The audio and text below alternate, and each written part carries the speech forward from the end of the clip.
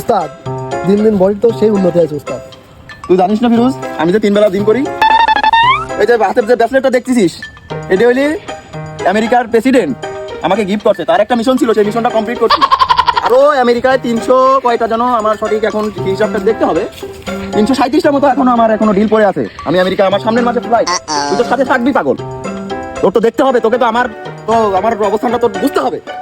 আমি কোথায় থাকি, কোথায় আমার চলাফেরা পাগল, তোর এগুলো নতুন করে বলার কি?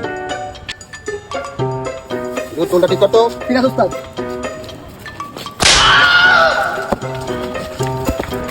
ওর তো সাহস কম না, আমার ভয় পার আমার উস্তাদ।